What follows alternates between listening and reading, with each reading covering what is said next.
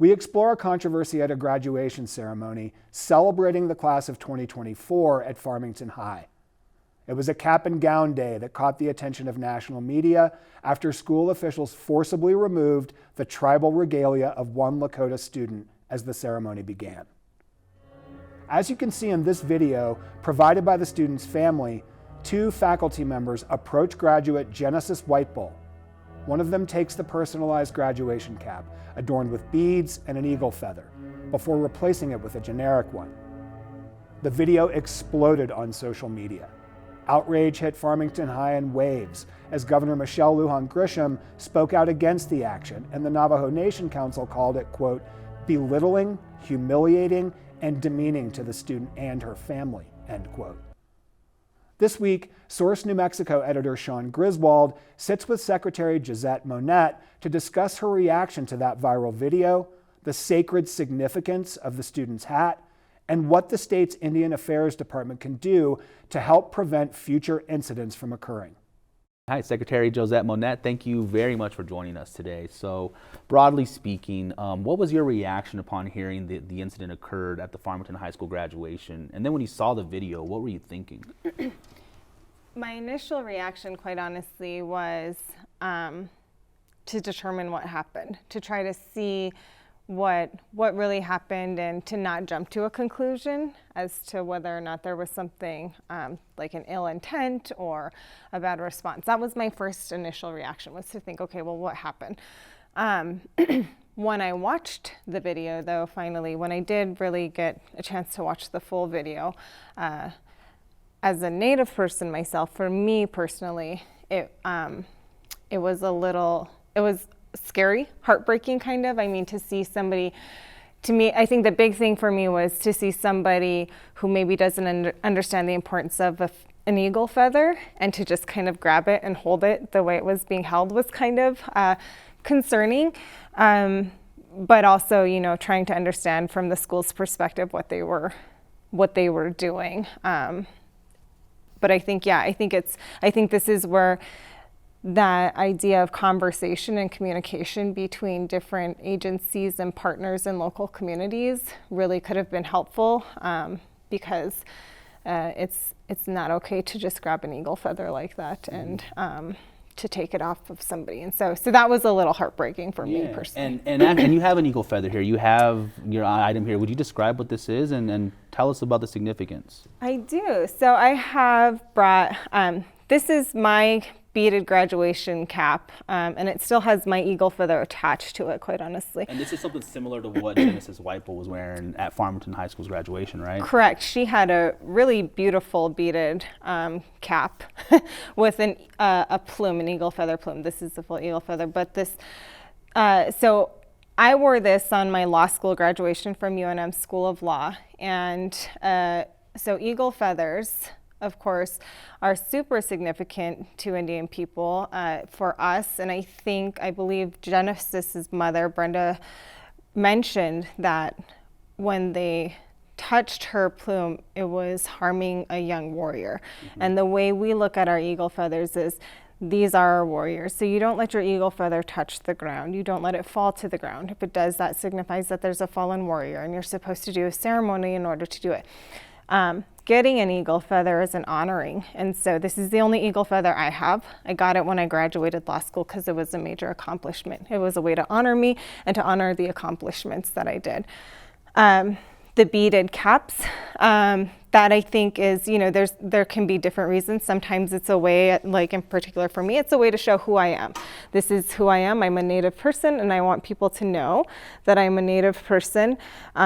It's the way we kind of adorn ourselves to recognize. Beadwork is, you know, something that Indian country has been doing for years, for generations, and there can be several meanings. Sometimes the designs can have specific meanings to the local community, to the tribe or nation that that person is from.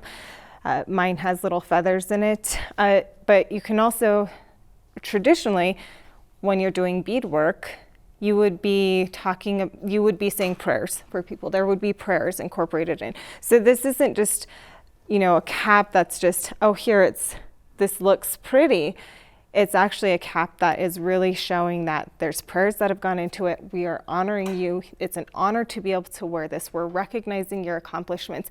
So having a beaded cap with a plume or an eagle feather attached to it is all significant, because it really shows that this family has recognized this individual and the accomplishments that they have made. Yeah, and that's a significant part to mention here, because some of the confusion in this and even the conversation that's gotten lost is that she decorated her cap. It was in violation of the policy by the school district, but it's not a decoration.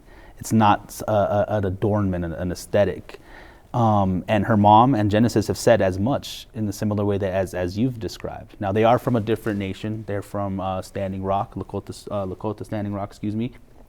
But they're and the people in New Mexico are also different. And you're also from a different tribal community as well, too, correct? Correct. But some of this stuff all kind of connects in a way. And what we're seeing in Genesis' case, regardless of how the viewpoints of it's a decoration or not, they don't view it that way. That's not what this is. They carry it with the seriousness as you do with yours, as you described. Now, there's a law in New Mexico that was designed in order to protect students to practice their cultural beliefs and traditions, and to prevent local school districts from enacting any policies that would harm those students' cultural practices and beliefs. It's similar to Federal Crown Act legislation and rooted in that. Now, Arizona has a similar law passed as well, but that one actually was rooted specifically for indigenous students, for people who are enrolled members of Native American communities, and has language specific to that, whereas New Mexico's is a little bit ambiguous, a little bit broad, excuse me. Can you tell me more about New Mexico's version of the law and some of those issues about why it is broad and why that has become an issue regarding this stuff with Genesis Whitepool? Sure. So I believe you're referring to Senate Bill 80, Yeah. and Senate Bill 80 was passed. And so when That I was passed in 2021, excuse me. correct, Yes, yeah. yes, and so it was passed in 2021. And so when I reviewed Senate Bill 80, I looked at it, and I think, and we've discussed it in our office internally too, is it looks like there could be some protection, perhaps, for students in this incident and related to it. And as I watched one of the news outlets, Senator Pope, who was one of the sponsors of the bills, did state that this type of incident was one of the thoughts that they were hoping, or one of the types of incidents they were hoping to prevent in passing this legislation. But that said, I think there could be. There's some opportunity, I guess, to still determine whether or not this law is really the most applicable here. So you mentioned Arizona's law. Unfortunately, I haven't had the opportunity to read that, but based on what you've stated, it sounds like it's very specific to what they were hoping to accomplish. Mm-hmm. Senate Bill 80, in what I've read, isn't that specific, but it does talk about headdresses, and it does talk about hair and hairstyles and cultural things that students could wear and that they shouldn't be disciplined for it and such. So, here our governor has stated that this incident doesn't reflect New Mexico's commitment to our diversity in our state, and that she hopes that the school district looks at that. And so, as far as Senate Bill 80, it doesn't sound like it's maybe written the same as Arizona's. Mm-hmm. Like I said, I haven't had the opportunity to read that, unfortunately. Well, that's okay, but I guess also I'm curious about, when it comes to New Mexico's version of the law, is there an avenue now that, since there is an established version with Senate Bill 80, does that need to be amended to add more specific language to help prevent issues from this? Because ultimately, it is still in the hands of the local school district to make the policy. The governor cannot go into Farmington and say, this is not allowed. And it's unclear if Senate Bill 80 would allow the governor's office or administration to do so. But is there action that needs to be done on the legislative side to amend Senate Bill 80 to be more specific? It's possible. It's possible that there needs to be an amendment, right? We're seeing, again, as I stated, at least from Senator Pope's perspective, this should have been protected, but clearly there's been an ambiguity, or there's been a misunderstanding about how that applies in this situation. And so I think if there's an opportunity to amend it because they want to clean up that ambiguity, then that could be possible. That might be a step or it might be that they want to draft a whole new legislation that's more specific. So I think there are opportunities and things to look at potentially, but I can't say, we're not in my office right now working on drafting anything. But I think, if the constituents and the legislators and the governor's office in particular, kind of tells us, hey, this is something that we think needs to be done, then I think at our office at IAD, we're of course interested in looking into that and helping in any way that we can. Okay, great. And that's interesting to know that IAD is interested in working on this. And there's actually some people nearby who work with IAD that like First Nation or Navajo Nation First Lady Jasmine Blackwater Nygren, for instance. Who was one of the first elected, or leaders actually, not elected, excuse me, but one of the first leaders to discuss the issue in Farmington. And one of her original posts kind of made this thing go really viral, and she's been outspoken about it, spoken to the family, but was also active as a lawmaker in Arizona when they passed their version of a law that's supposed to prevent things like this happening. Now, one of the things I do want to ask about this is that there's a quote when speaking with Blackwater Nygren off camera. She says, in Arizona, we were very clear about what we were doing, very clear about who we were trying to cover in the act itself. And this is specific to the law they passed. And it was very delineated, like you had to be enrolled or eligible to be enrolled in a tribe. There's that very clear distinction. And so that's what we paralleled in the Arizona law. We wanted this very specific language in the bill versus the bill in New Mexico, which is very broad. Do you have any reaction to that comment from the First Lady, and also anything that could do to help work with her to help potentially make New Mexico's law better? I think she's clearly got some experience in working on that legislation. I think at IAD we would be happy to hear her perspective and hear some of what they worked through and the discussions they had on the Arizona side to see.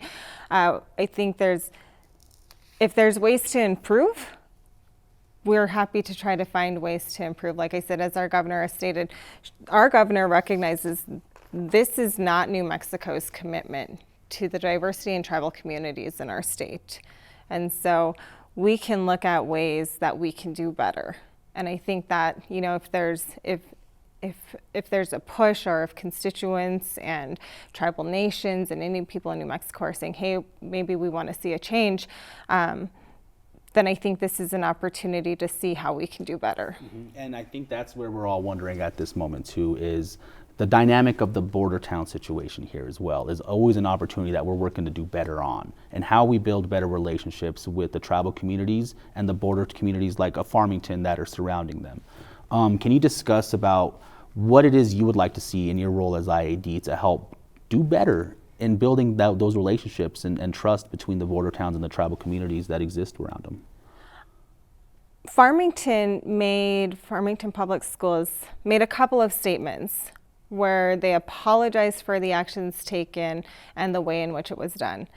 In my view, I think that's really important. I think that was a really great step. I'm glad that they did that. I think it's important to acknowledge, hey, we could have done better here, or we made a misstep. Okay, what can we do? And I think, and can't remember right off the top of my head exactly what they said, but I believe they said, we're happy to continue to have conversations about how we can do better in the future. And I think that's a big part of it for local communities and for governments, tribal governments, state governments to really kind of sit down and have these conversations. So in the state of New Mexico, we have the State Tribal Collaboration Act.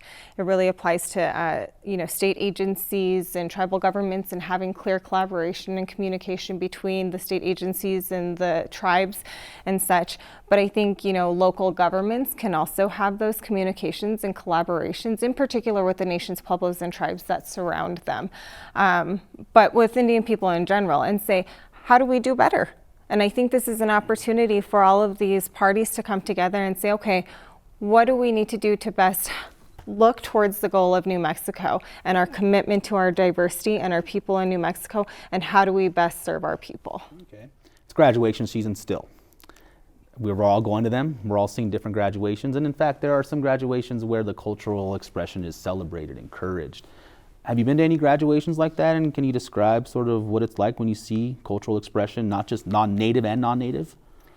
Yeah, so I actually had the opportunity to attend the Navajo Prep School graduation in Farmington this past weekend, and it was gorgeous. It was a great, the entire graduation ceremony was gorgeous in general, but a lot of the students had on their traditional regalia. A lot of their hats were adorned with beadwork or various other things, and so it was gorgeous. It was great. It's so beautiful to see. Personally, my son is graduating on Friday, tomorrow morning. Last week. Tomorrow, Friday, yes. Friday, yeah, okay. Friday. So yeah, he's graduating on Friday from a public school in Albuquerque. And, there's a policy to not do anything to hats. When my oldest daughter graduated during COVID. And so she didn't get a graduation, but we had reached out to the school system to see if we would be able to bead the cap.